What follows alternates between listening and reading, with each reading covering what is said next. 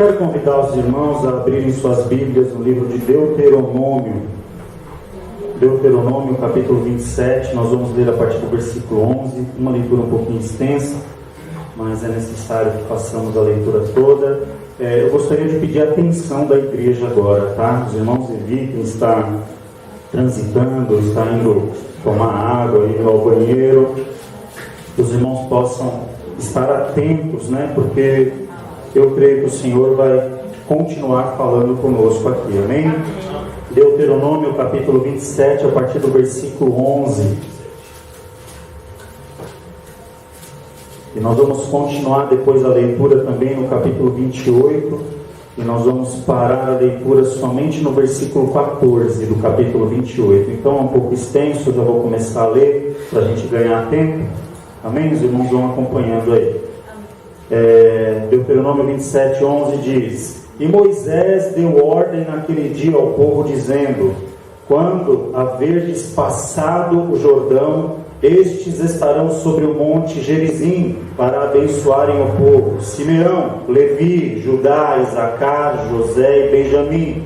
E estes estarão para amaldiçoar sobre o monte Ebal: Rubem, Gade, Azer, Zebulon, Dan e Naftali. E os levitas protestarão a todo o povo de Israel em alta voz e dirão: Maldito o homem que fizer imagem de escultura ou de fundição, abominação ao Senhor, obra da mão do artífice, e a puser em um lugar escondido. E todo o povo responderá e dirá: Amém. Maldito aquele que despreza seu pai ou a sua mãe. E todo o povo dirá: Amém. Maldito aquele que arrancar o termo do seu próximo. E todo o povo dirá: Amém. Maldito aquele que fizer para que o cego erre do caminho. E todo o povo dirá: Amém. Maldito aquele que perverter o direito do estrangeiro, do órfão e da viúva. E todo o povo dirá: Amém. Maldito aquele que se deitar com a mulher do seu pai, porquanto descobriu a auréola do seu pai. E todo o povo dirá: Amém. Maldito aquele que se deitar com algum animal. E todo o povo dirá: Amém. Maldito aquele que se deitar com sua irmã, filha de seu pai,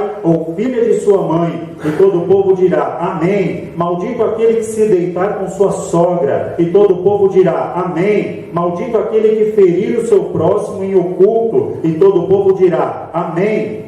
Maldito aquele que tomar suborno para matar alguma pessoa inocente. E todo o povo dirá: Amém. Maldito aquele que não confirmar as palavras desta lei, não as cumprindo. E todo o povo dirá: Amém. E será que, se ouvirdes a voz do Senhor teu Deus, tendo cuidado de guardar todos os seus mandamentos que eu te ordeno hoje, o Senhor teu Deus te exaltará sobre todas as nações da terra, e todas estas bênçãos virão sobre ti e te alcançarão quando ouvirdes a voz do Senhor teu Deus.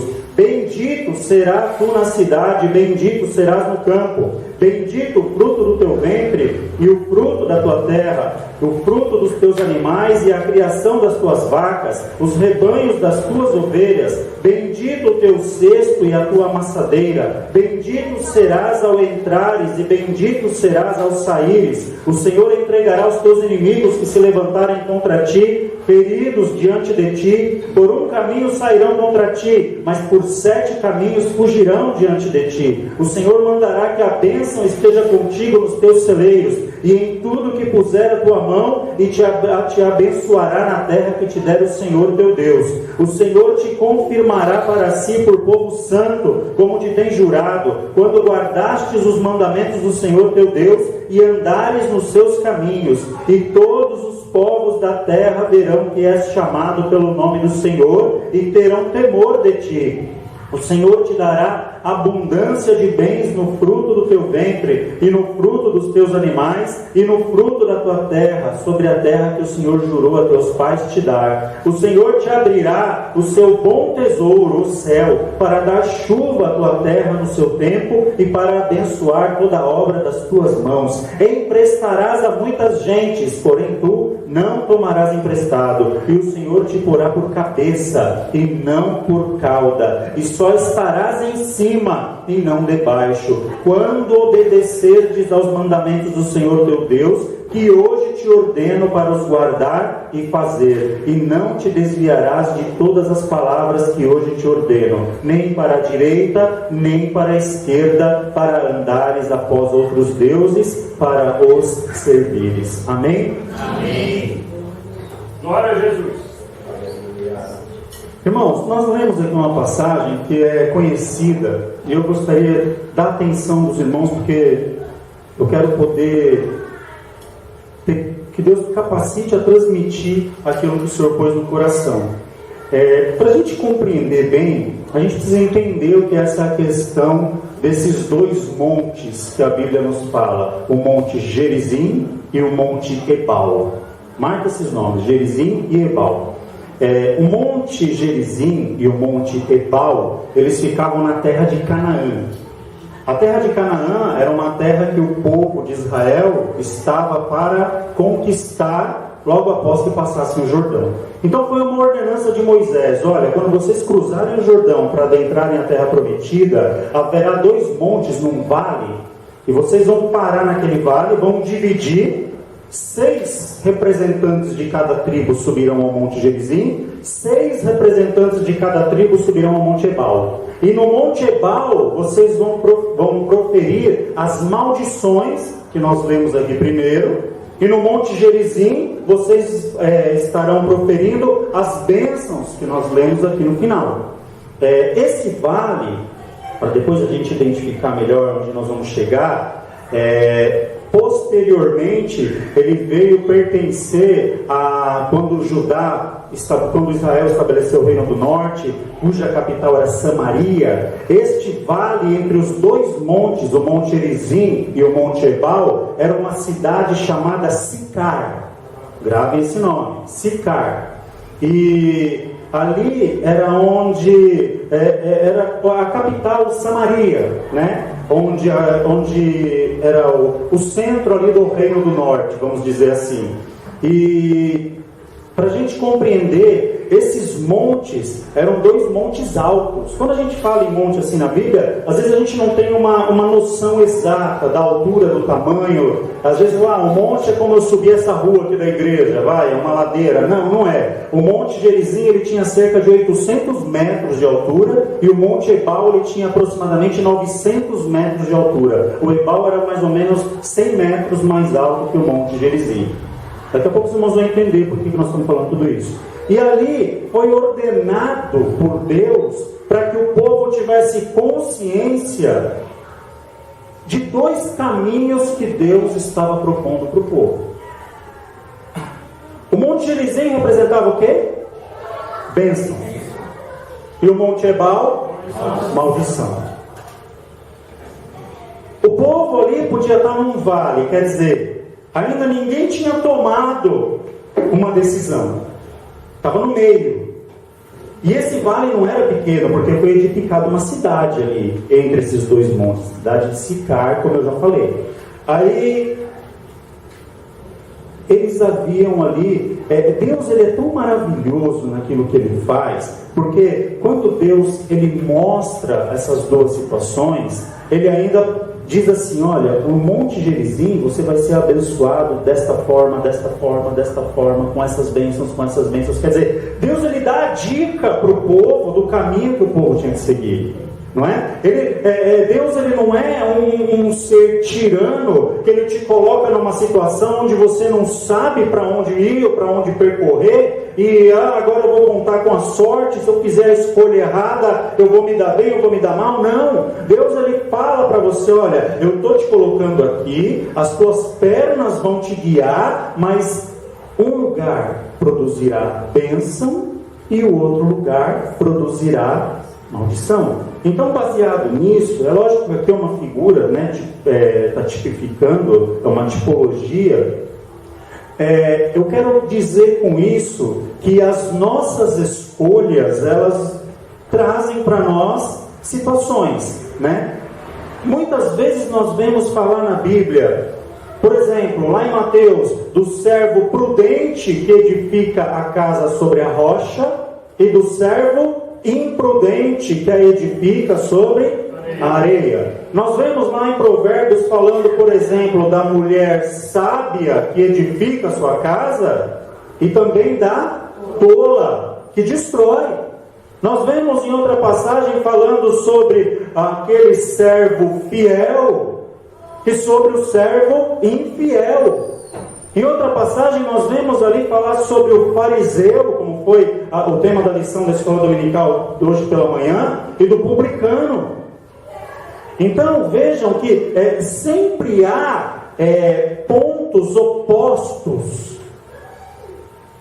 entre as escolhas que fazemos.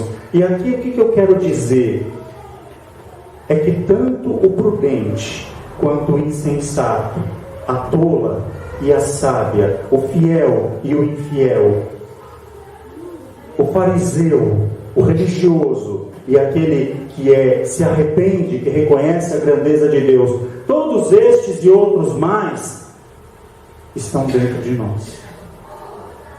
Como assim, irmão? Você sabia que a tola e a sábia estão dentro de vocês, estão dentro de nós, o tolo e o sábio? Mas o que vai mostrar a escolha que eu fizer? As minhas escolhas vão mostrar se eu sou tolo ou se eu sou sábio. O prudente e o insensato estão dentro de mim.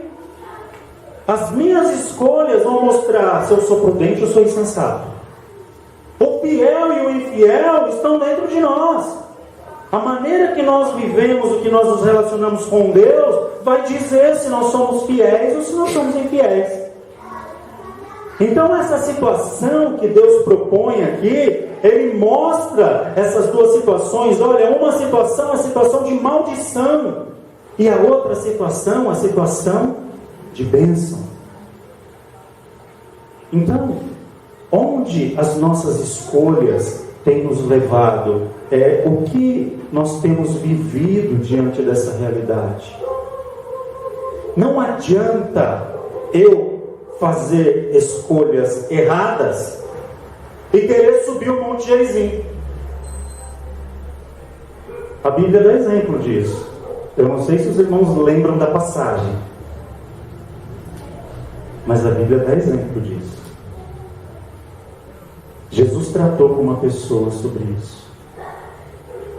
Quem sabe do que eu estou falando? Parabéns.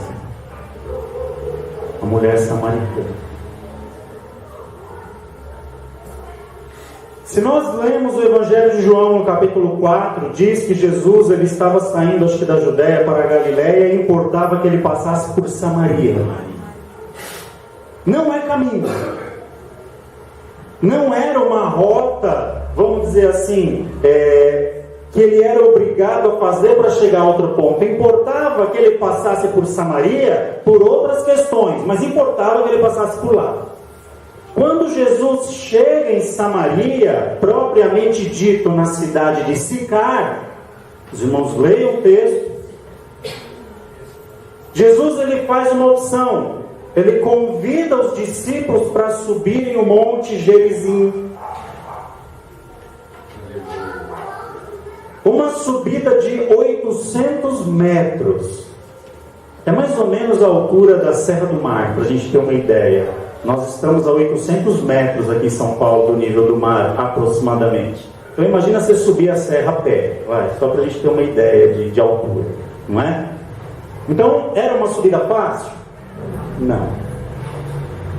E Jesus chama os discípulos, vamos subir o Monte Gerizim. Por que ele quis subir o Monte Gerizim? Lá no topo do Monte Gerizim havia um poço da herdade de Jacó. Quando Jesus sobe o Monte Gerizim, ele chega lá no topo, senta. A Bíblia diz que ele estava cansado da subida. O sol devia ser fadigante naquele horário, que era próximo ao meio-dia. A Bíblia fala o horário. Só que acontece uma coisa curiosa. Acaba de subir um monte de 800 metros de altura. Jesus vira para os discípulos: olha, descem, vão lá para a cidade comprar comida. cidade mais próxima? Sicar. Quer dizer, desce tudo de volta. Talvez alguém podia ter perguntado assim, mas quem que vai, Senhor? É só Pedro, Tiago e João? Não, desce todo mundo. Desce todo mundo e vão comprar comida. Por quê? Porque ali havia uma pessoa que Jesus precisava tratar.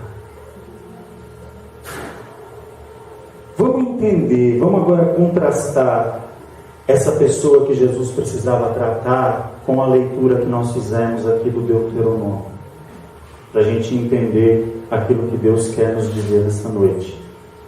Havia uma mulher samaritana que ela ia buscar água aproximadamente esse horário, ao meio-dia. Quando a Bíblia fala dessas questões, a gente já observa que essa mulher ela tinha um conflito com ela mesma. Porque para pensar, quem em sã consciência deseja subir um monte de 800 metros para buscar água com um balde nas costas, no mais alto momento do sol, lá no meio do céu, aquele calor escaldante? Por que será que essa mulher escolhia buscar água este horário? Porque ela estava fugindo de todo mundo. Eu acredito que pela manhã, no início do dia, as mulheres subiam esse monte para buscar água, para os afazeres do dia, né? Para talvez ali fazer a sua comida, para preparar a comida dos filhos, do marido, enfim, delas mesmas, né? Delas próprias. E provavelmente essas mulheres iriam subindo este monte pela manhã conversando, né? Olha, que bênção, vamos subindo aqui o monte Gerizim, e a fulana vai ter mais um bebê, Deus abençoa a vida dela, porque não sei o quê. Quer dizer, as situações, as conversas eram essas. Mas aquela mulher não participava desse cenário, porque as escolhas que ela havia feito anteriormente a colocaram numa situação difícil. Para a gente entender, Jesus está lá no topo desse monte, aí essa mulher já está lá, tirando água. Jesus vira para essa mulher e pede para ela, para que ela lhe dê de beber. Ela olha para Jesus, ela vê de cara que ele é judeu, né? Pela sua aparência, pelas suas vestes, enfim.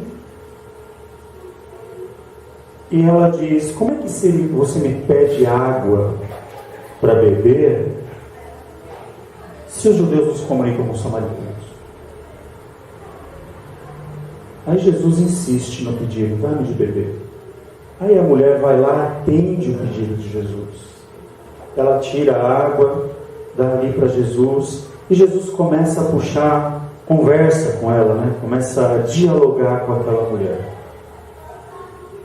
E ele vai adentrando em questões pessoais, que eu não vou me prender ao texto agora, por causa do tempo. Mas os irmãos depois leiam o capítulo 4 de João, os irmãos vão entender melhor. E quando aquela mulher é ali questionada, ele fala: olha, você bebe dessa água hoje, mas eu tenho algo para oferecer, e se você beber da água que eu te oferecer, rios de água viva fluirão do vosso interior. Aí essa mulher fica interessada nesse negócio. Eu quero dessa água, porque você nunca mais vai ter sede. Ela quer dessa água. Aí o que acontece? Jesus entra no X da questão. Segundo a lei, essa mulher, para ela receber alguma coisa de um outro homem, ela precisava estar acompanhada do seu marido, ou se ela fosse solteira, acompanhada do pai. Ela não podia receber algo de um outro homem se não tivesse acompanhada do marido ou do pai. E Jesus vira para ela e diz assim: tá bom, chama teu marido, que eu vou te oferecer essa água, mulher. A mulher vira para Jesus e fala: eu não tenho marido. Aí Jesus diz para ela assim: disseste isso com verdade, porque você já teve 5 maridos e o que você vive agora não é teu marido. Aí a mulher arregala um olho para Jesus: vejo que és profeta. Aí ela entra no ponto da questão que nós lemos lá no Deuteronômio. Ela diz assim: os judeus dizem que o lugar de adorar a Deus é em Jerusalém. Os nossos pais samaritanos, que não se misturam com os judeus, dizem que o lugar de adorar a Deus é aqui no Monte Gerizim, porque foi o lugar onde Moisés ordenou para decretar a bênção. E o Senhor? Onde o Senhor diz que é o lugar? Já que eu vejo que o Senhor é profeta, é em Jerusalém ou aqui no Monte Gerizim? Aí Jesus começa a escancarar a vida daquela mulher. Olha, eu te digo que não é nem em Jerusalém e nem aqui no Monte Gerizim. Os verdadeiros adoradores adorarão ao Pai em Espírito e em verdade. Glória a Jesus. Para analisar a vida daquela mulher. Ela havia feito escolhas erradas, vivia debaixo de uma maldição pelas suas escolhas erradas. Ela não se misturava com o povo. Talvez quando aquela mulher saía na rua, as outras mulheres apontavam para ela: lá vai aquela ali, ó, que já foi casada 5 vezes e que agora vive com outro homem que não é marido dela. Ela vai aquela ali que fez isso, que fez aquilo outro. Quer dizer, e ela estava debaixo de uma situação por escolhas dela mesma. Só que ela estava indo buscar água num lugar onde ela acreditava que era um lugar de bênção, e onde ali ela esperava que ela pudesse estar adorando a Deus naquela situação. O que eu quero dizer com isso? Que muitas vezes os nossos problemas, as nossas más escolhas,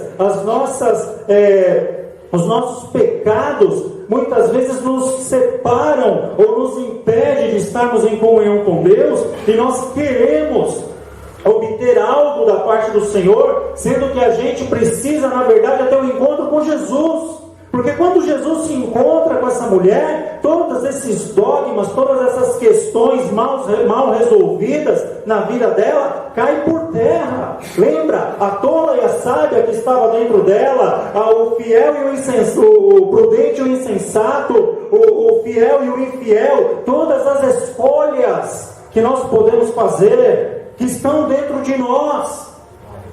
Ou eu escolho edificar, ou eu escolho derribar. Ou eu escolho construir num alicerce firme sobre a rocha, ou eu construo de qualquer jeito em qualquer lugar para estar sujeito ao primeiro vento, à primeira chuva, desmoronar tudo. Então as escolhas são nossas. Agora, o que a gente precisa para obter essa situação de bênção? É ter um encontro verdadeiro com Jesus. Porque quando Jesus ele quebra aqueles paradigmas, primeiro da falta de comunicação, segundo de oferecer algo para ela que resultaria em algo milagroso na vida dela, na cabeça dela, ela, poxa, eu nunca mais vou ter que subir aqui para tirar água, essa água que ele me oferece vai jorrar todos os dias, eu vou ficar livre desse peso, dessa situação. Muitas vezes as nossas más escolhas nos trazem peso, nos trazem dificuldade, e nós queremos subir o monte da bênção, mas as más escolhas vêm junto, a gente arrasta, trazemos conosco. Enquanto aquela mulher não teve encontro verdadeiro com Jesus, essa situação na vida dela não foi mudada. Aí de repente Jesus transforma esse quadro na vida dela. Quando ela entende essa questão, ela percebe, o Senhor era profeta, agora o Senhor diz que os verdadeiros adoradores adorarão ao Pai em espírito e em verdade. Eu entendo isso mais ou menos, mas os nossos pais pregam que quando o Messias chegar, quando o Messias vier, ele vai nos ensinar todas essas coisas. Jesus descortina para aquela mulher a sua natureza. Eu te digo que eu sou, eu que falo contigo, sou o Messias. Nós não vemos Jesus revelando-se assim, dessa forma. Ele preparou aquele momento, Ele tirou os discípulos de perto, fez eles subirem 800 metros, agora desce, porque Ele se importava com aquela vida, com aquela mulher, e Ele queria que as más escolhas daquela mulher, a partir daquele momento, caíssem por terra, para que ela entendesse o que era ela viver em novidade de vida em Deus. A nossa adoração, ela acontece em espírito e em verdade. Amém. É a verdade com Deus. É o caminhar em verdade com Deus que nos possibilita nós estarmos desfrutando essas bênçãos, nós estarmos debaixo de uma situação de bênção. Quando nós deixamos as nossas más escolhas de lado, porque o inimigo muitas vezes ele nos acusa, o inimigo muitas vezes ele nos afronta, o inimigo muitas vezes ele quer lançar em rosto: olha, um dia você fez isso, você fez isso, você fez isso. Outro dia eu comentava, Martinho Lutero, quando escrevia ali as teses da reforma, ele estava escrevendo lá, segundo os historiadores dizem que o diabo aparece para Martinho Lutero e fala para ele assim: você vai escrever isso porque você um dia fez isso? E começa a acusar Martinho Lutero. E Martinho Lutero: é verdade, eu fiz isso mesmo. E você também fez isso? É verdade, um dia eu fiz isso mesmo. Um dia você pecou também assim. E Martinho Lutero: é verdade, eu também fiz isso. E o diabo começa a despejar acusações. Aí quando chega no final, Martinho Lutero olha para ele: acabou? Não tem mais nada? Tem mais um ainda, e você também fez isso? É verdade. Aí ele pega uma caneta vermelha, assim, uma pena, e escreve assim: o sangue de Jesus Cristo me purifica de todo o pecado. Toma, diabo!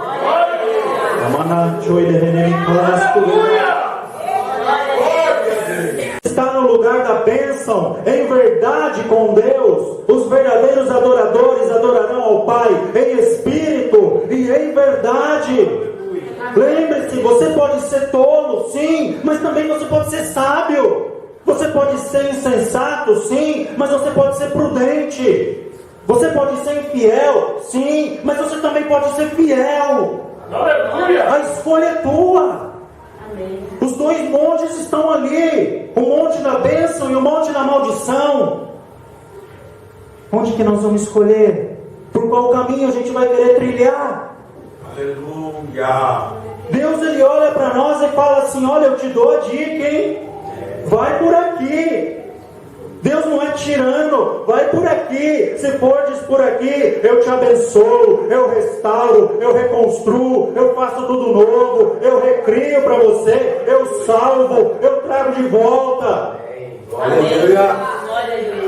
Mas a escolha de quem é? É nossa, é minha, é tua. E a gente precisa ter consciência disso. Senhor, eu posso ser tolo. Ai meu Deus, como eu fui tolo. Não, Senhor, a partir de hoje eu fui tolo, mas a partir de hoje eu posso ser sábio. Eu quero ser sábio. Senhor, eu fui imprudente, eu fiz de qualquer jeito, construí tudo errado, desmoronou, mas a partir de hoje eu posso ser prudente. Eu posso construir certo na tua presença. Eu posso desfrutar das tuas bênçãos, porque Deus nos concede esta nova oportunidade. Aquela mulher estava acabada diante da sociedade. Ela se sujeitava a situações terríveis para não ser acusada, para não ser apontada. Mas Jesus desvia o seu caminho. Jesus, Ele muda o seu plano, o seu programa do dia, a sua rota, para ter um encontro com aquela mulher. Aleluia! Quando aquela mulher ouve falar que Ele é o Messias, ela vai correndo lá para a cidade, e aquela mulher que era mal vista, que se escondia dos outros, ela sai pregando: encontrei um homem junto à herdade de Jacó, lá no poço, tirando água onde eu servi, que ele disse tudo o que aconteceu na minha vida, e ainda me ensinou o lugar onde eu devo adorar a Deus. E as pessoas creem na pregação daquela mulher e sobem um monte de novo atrás dela para poder ter a oportunidade de ouvir tudo isso da boca de Jesus. Jesus pega aquilo que era maldito na minha e na sua vida e transforma em bênção. O que nós precisamos, irmãos? Termos um encontro com Jesus. O que nós precisamos? Bebermos da água que Ele nos oferece, porque Ele vai nos limpar, Ele vai nos lavar, Ele vai fazer tudo novo dentro de nós, Ele vai restaurar aquilo que está sujo, aquilo que não presta mais, porque quando nós paramos para olhar para a nossa própria natureza, nós nos decepcionamos. Nós nos decepcionamos. Eu preciso de Jesus. Eu preciso de Jesus. Eu preciso que Jesus conserte. Eu preciso que Jesus me lave. Eu preciso que Jesus me limpe. Eu preciso que Jesus me ensine. Eu preciso que Jesus me dirija. Eu preciso que Jesus me conduza à verdadeira adoração. E aquilo que era maldito na minha vida vai ser transformado em bênção. Só Deus tem poder para fazer isso. Só Deus tem poder para mudar a nossa história. Só Deus tem poder para pegar alguém que não valia nada perante o mundo, perante a sociedade, e fazer uma nova criatura e transformá-la agora em filho, em filha de Deus, para termos um tratamento diferenciado nas mãos do Senhor. O caminho está diante de nós. Onde as nossas escolhas vão nos conduzir? Nós podemos subir o monte da bênção, sim, como também o da maldição. Deus não interfere nisso. Ele nos dá a dica. Vai por aqui, meu filho. Vai por aqui, minha filha. Porque aquilo que Deus tem preparado para nós, a Bíblia diz que nem olhos viram e nem ouvidos ouviram. Deus, Ele tem preparado uma vida de bênção para nós. Deus tem preparado uma vida de restauração. Não importa se o inimigo vem te acusar, talvez de alguma coisa que você tenha dito, alguma coisa mal resolvida, alguma coisa que talvez você tenha falado na tua casa, no meio dos teus familiares, que tenha entristecido alguém, que tenha provocado alguma situação no seu trabalho, no seu colégio, enfim, não importa. Deixa Jesus transformar isso em bênção. Jesus não quer ver o seu povo caminhando com peso nas costas, peso de maldição, porque senão nós faremos igual aquela mulher. A gente vem para a igreja, que é o lugar da bênção, o monte da bênção, mas o fardo pesado da culpa, e aquilo nos faz andar assim, nos rastejarmos. Quem que adora a Deus em espírito e em verdade desse jeito, ó? Aí quando Jesus tira esse peso, desperta em nós esse sentimento de adorá-lo em espírito e em verdade. Aí nós exercemos uma adoração verdadeira, como nós temos feito aqui nesta noite. E o Senhor, Ele se agrada de nós, e Deus nos visita, e o Espírito de Deus passeia no meio da sua igreja, e Ele nos renova, Ele nos restaura, e a gente sai daqui cheio de fé, cheio de ânimo, regozijando na presença de Deus, porque Ele reconstrói a história da minha e da tua vida. Mas a gente precisa entender isso. Chega de peso, chega de culpa, chega de se arrastar. Eu fui tolo, foi, mas seja sábio. Eu fui imprudente, foi, mas seja prudente. Eu fui infiel, foi, mas seja fiel. A mudança depende de você, depende de mim, e Deus é quem faz daqui para frente. Ou será que eu vou viver me lamentando para o resto da minha vida? Deus está olhando para mim assim: você foi, meu filho, já te perdoei. Enxerga que eu te perdoei, muda de vida agora, caminha na bênção. Existe um lugar onde foi decretada a bênção para a tua vida. Existem bênçãos proferidas para a tua vida. Mas enquanto o peso estiver em cima, você vai estar se achando culpado. Enquanto nós nos acharmos culpados, a gente não vive aquilo que Deus ordenou ou nos abençoe. A palavra do Senhor nos garante da seguinte forma: verdadeiramente Ele levou sobre si os nossos pecados e as nossas culpas. O castigo que nos traz a paz estava sobre Ele, e pelas suas pisaduras nós fomos sarados. Porque vivemos enfermos na fé, porque vivemos pesados e carregados, porque vivemos muitas vezes nos arrastando. Se Ele já levou sobre Ele, Jesus já tomou o peso do meu e do teu fardo, que nós mesmos não podíamos carregar. Basta que hoje a gente vive novidade de vida e subamos um monte da bênção, façamos as nossas escolhas corretas na presença de Deus, vivamos uma vida da maneira que Deus deseja que a gente viva, e assim nós vamos herdar todas essas bênçãos proferidas. Amém? Vamos colocar em pé, vamos orar a Deus.